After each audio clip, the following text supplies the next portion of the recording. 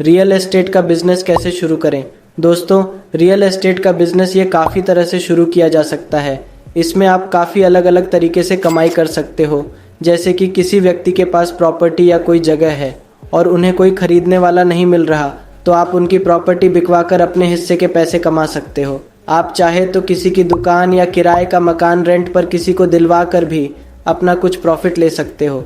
फिर आप चाहे तो अगर आपके पास प्रॉपर्टी खरीदने का कुछ बजट है और आपको ऐसी कोई प्रॉपर्टी नज़र आ रही है जो कि कुछ सस्ते दाम में मिल सकती है, तो भी उस प्रॉपर्टी को खरीद कर 6 महीने से 1 साल में बेचकर ज़्यादा प्रॉफिट आपको मिल सकता है। आज हम खास करके कैसे प्रॉपर्टी बिकवाने का बिजनेस शुरू कर सकते हैं उसी पर बात करेंगे। रियल एस्टेट एजेंट कैसे बने। रियल एस्टेट एजेंट बनने के लिए सबसे पहले आपको ये समझना होगा कि रियल एस्टेट का बिजनेस कैसे किया जाता है, कैसे प्रॉपर्टी के पेपर को चेक किया जाता है, डील फाइनल होने के बाद किस तरह के डॉक्यूमेंट तैयार करने होते हैं, कितना एक रियल एस्टेट एजेंट किसी की प्रॉपर्टी बिकवाने पर अपना कमीशन रखते हैं, क्या एग्रीमेंट प्रॉपर्टी के मालिक और एजेंट के बीच में होता है जिससे आगे कोई दिक्कत ना हो, वह सीखें।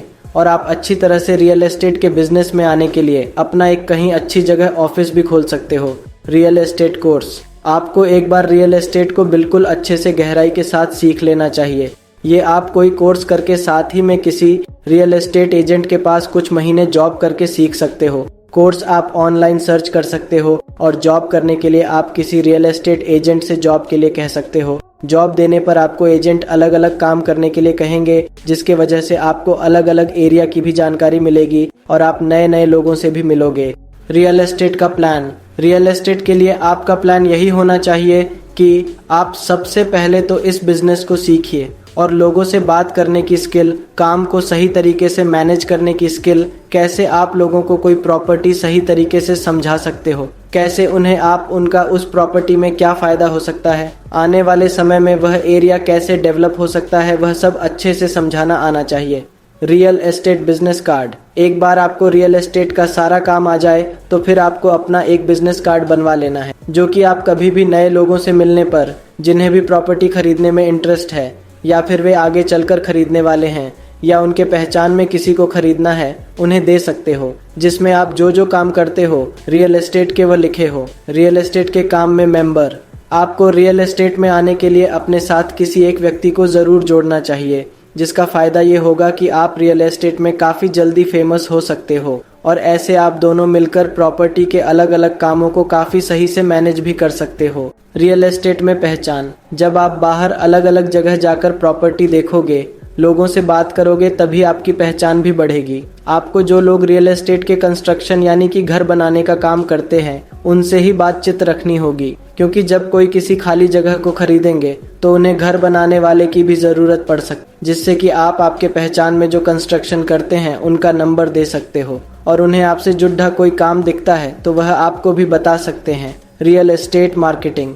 मार्केटिंग के लिए आप अपनी एक वेबसाइट बनाकर वहां पर अपने प्रॉपर्टी के कारोबार के बारे में लिखिए और अपने सर्विसेज के बारे में लिखिए और उस रियल एस्टेट वेबसाइट से आप गूगल पर ऐड चला सकते हो कि आप प्रॉपर्टी से जुड़ी सर्विसेज देते हो। और अगर आप अपना ऑफिस भी खोलने वाले हो तो आप उस ऑफिस का ऐड गूगल मैप्स पर भी दे सकते हो। इस तरह से आपको प्रॉपर्टी के बारे में बात करने के लिए काफ़ी कॉल आएंगे। Real estate business license. Real estate के काम में आने के लिए आपको सबसे पहले रेरा लाइसेंस लेना होगा।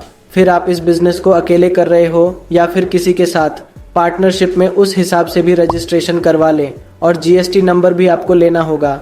रियल एस्टेट की कुछ बातें। किसी भी तरह की प्रॉपर्टी बिकवाने के पहले उस प्रॉपर्टी को अच्छे से समझें, फिर ही दूसरे व्यक्ति से उस प्रॉपर्टी की बात करें। सामने वाले को लगना चाहिए कि हाँ, आपको सब कुछ पता है, वे आप पर भरोसा कर सकते हैं। जब भी कोई व्यक्ति को प्रॉपर्टी खरीदनी है तो आप उनसे सभी तरह के सवाल पूछें, जैसे कि वह कितने लाख तक की प्रॉपर्टी लेना चाहते हैं, किस एरिया में वे सोच रहे हैं। आपको ऐसा कभी भी नहीं सोचना है कि आपके रियल एस्टेट में आते ही कमाई आना शुरू हो जाएगी। आप अच्छे पैसे रियल एस्टेट से बिल्कुल कमाओगे, लेकिन आपको धैर्य ज़रूर रखना होगा। रियल एस्टेट में आने के लिए इन्वेस्टमेंट। इस बिजनेस के लिए आपको आने जाने के लिए कोई गाड़ी, अगर आप दुकान लेते हो तो उसमें डेकोरेट करने का खर्च, लाइसेंस बनवाने के लिए कुछ पैसे, मार्केटिंग, मतलब कि आप रियल एस्टेट का काम 35,000 के अंदर कर सकते हो दुकान के साथ। रियल एस्टेट से कमाई। आपके द्वारा कितनी बड़ी डील फाइनल हो रही है उस हिसाब से आपको अपना कमीशन लेना होगा। ये कमीशन 30,000, 40,000, 50,000, 1 लाख इस तरह मिलता है। जब आप करोड़ों की डील करवाओगे तो आपको मुनाफा भी उतना ही बढ़ा होगा। दोस्तों, अगर आप रियल एस्टेट के बिज़नेस के बारे में और जानकारी लेना चाहते हैं या फिर उसके अलावा और भी कई तरह के बिज़नेस के बारे में जानकारी लेना चाहते हो तो आप हमारे वेबसाइट पर विजिट कर सकते हो, जिसका नाम है startupsalik.in। इसकी लिंक हमने डिस्क्रिप्शन में दी है। यहाँ पर हम वह सब बताते हैं कि कैसे हमें किसी भी बिज़नेस को शुरू करना चाहिए, किन किन बातों का ध्यान रखना चाहिए, वह सभी कुछ।